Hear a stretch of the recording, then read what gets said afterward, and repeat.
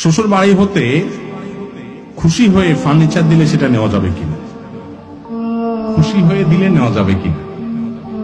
ভাই, এখন ঘুষের অপর নাম হলো খুশি হয়ে দিলাম। ভাই, এটা হলো ঘুষের অপর নাম। ঘুষকে এখন কেউ বলে না ভাই ঘুষ দিলাম, কি বলে?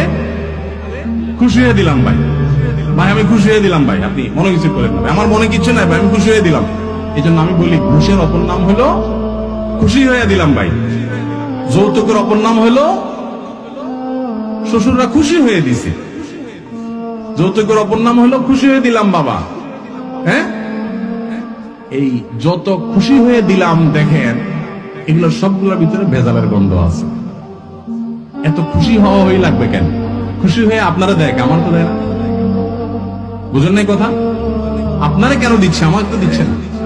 ভাইরা আমার, মনে রাখবেন, আমি সবসময় একটা কথা বলি, একটা মেয়ের জন্ম থেকে নিয়ে বিবাহের উপযুক্ত হওয়া পর্যন্ত তার চিকিৎসা, তার খাবার দাবার, তার আবাসন, তাকে আদর যত্ন, তাকে পড়ালেখা, সবকিছু একজন মেয়ের বাবা করতে কত টাকা খরচ হয় বলেন? লক্ষ লক্ষ টাকা খরচ হয়, তাই না? কোন টাকার ফিগার দিয়ে এটাকে ফিল আপ করা যাবে না। এরপরে রেডি করার পর মেয়েটাকে, আস্ত মেয়েটাকে তুলে গাড়িতে উঠে আপনার বাড়িতে দিয়ে দিচ্ছে সারা জীবনের জন্য। পড়ালেখা করেছে মেয়ের বাপ মা, সুবিধা ভোগ করবে আপনার ছেলে মেয়ে আপনার সংসারে যায়, আপনার বাপের বাড়িতে গিয়া। রান্নাটা শিখেছে তার মা, রান্না করে খাওয়াবে আপনার 14 গোষ্ঠীরে আপনাকে। তাকে বড় করেছে তার বাপ মা, আপনার সুবিধা ভোগ করবেন আপনি। আপনার তো উচিত শ্বশুর মশাইয়ের কাছে যায় বলা, আব্বাজি আম্মাজি, আপনাদের এই মেয়েকে জন্ম থেকে এই পর্যন্ত বড় করতে মোট কত টাকা, কত পয়সা, কত কষ্ট, কত রাত জাগা, কত কি করেছেন, এই সবগুলো হিসাব করে ফিগার দেন। আমি ফকিন্নির বুদ্ধি যদি সব দিতে নাও পারি চেষ্টাটা করব।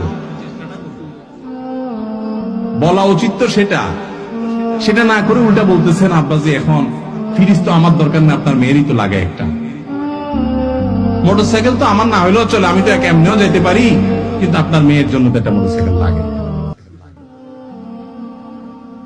আমি এই জন্য বলি, এই মানুষগুলোর ভাঙা থালা নিয়ে রাস্তায় বসা উচিত। এই যৌতুক নেওয়ার চাইতে ভিক্ষা করা অনেক উত্তম।